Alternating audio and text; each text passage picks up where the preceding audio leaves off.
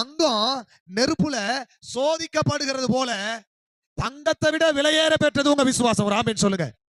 அழிந்து போகிற இந்த பொன் நகைகளை விட, ஆபரணங்களை விட உங்க விசுவாசம் விலையேற பெற்றதா.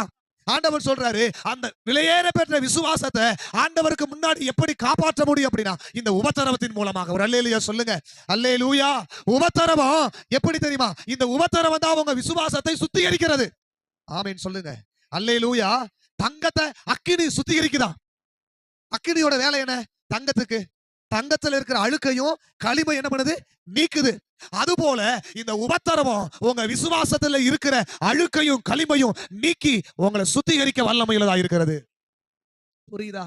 எதற்காக ஆண்டவர் உபத்திரவத்தை உங்க குடும்பத்துல அனுமதிக்கிறார் தெரியுமா?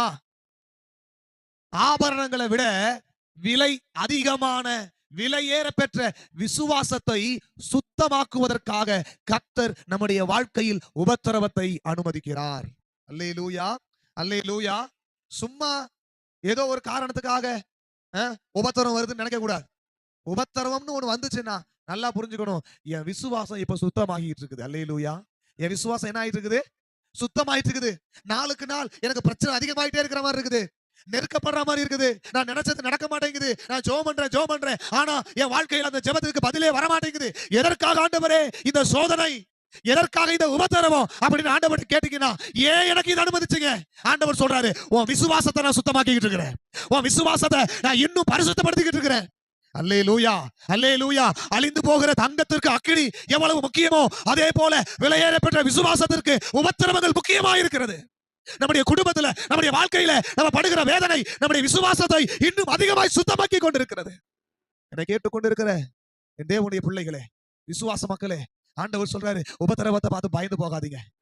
பிரச்சனையை பார்த்து பயந்து போகாதீங்க. ஒரே கொடுமையா இருக்குது என் வாழ்க்கையில, பயந்து போயிடாதீங்க. ஆண்டவர் சொல்றாரு, உங்க விசுவாசத்திற்கு இந்த உபத்திரவம் தேவைப்படுகிறது. இந்த உபத்திரவம் வரும்போதுதான் உண்மையாகவே அவர்கள் சீசர்களா இருக்கிறார்களா இல்ல தேவைக்காக கடவுளை தேடுகிறார்களா என்பது தெரிய வரும். எத்தனை பேருக்கு நான் சொல்றது புரியுது?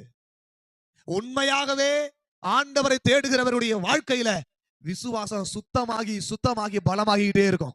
உபத்திரவம் பெருக பெருக கடவுள் மேல இருக்கிற நம்பிக்கை என்ன பண்ணிட்டே இருக்கும்? பெருகிட்டே இருக்கும். வியாதி ஒரு பக்கம் வியாதி பெருகிட்டே இருக்கிற மாதிரி இருக்கும். ஆனா இன்னொரு பக்கம் ஜெபமும் உபவாசமும் கடவுளோட இருக்கிற அந்த நேரமும் அதிகமாயிட்டே இருக்கும். ஆனா தேவைக்காக வருகிற